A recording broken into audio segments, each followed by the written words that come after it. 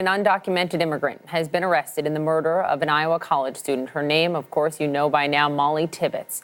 Officials say the suspect, Christian Rivera, led them to the body that they believe to be Tibbetts. Tibbetts went missing on July 18th while jogging, and police say surveillance video played a key role in helping solve this case. Let's go to Ryan Young. He is out front in Montezuma, Iowa. And Ryan, beginning tonight, what can you tell us about this man, the suspect, and how police tracked him down?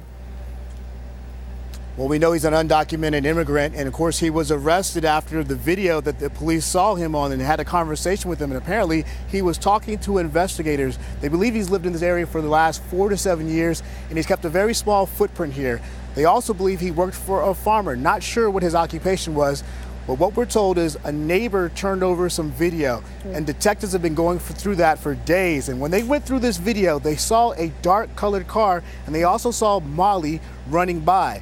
And eventually, when they caught up with this man, they started talking to him. And he says he was following along with her, trying to talk to her. At some point, he got out of his car and was running alongside of her when she said that she was going to dial 911. Now, get this, he said he blacked out. And then the next thing you know, he put her in the trunk.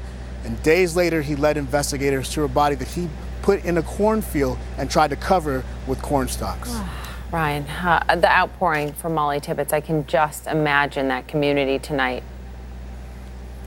Yeah, you know, we cover these quite often, and one of the things that's scary about this situation is you saw people from this small community showing up because they wanted to hear what happened to this young lady. As we were driving in, you could see her posters all over. Even large trucks had her picture on the side of the semis, and people were captivated by this case. They wanted to know what happened to this young lady, and we're showing you this video. This were her friends who showed up, people in this community who were concerned about her.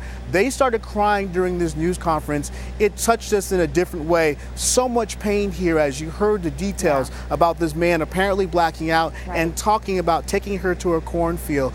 Details that maybe they shouldn't have heard, but they wanted to know what happened to this young lady, and your heart obviously pours out to them. You know, watching her family speaking to news outlets over the past month, just praying and hoping that she was still alive, and then to get this news, it's devastating. Are you hearing anything from authorities tonight there, Ryan, about a motive?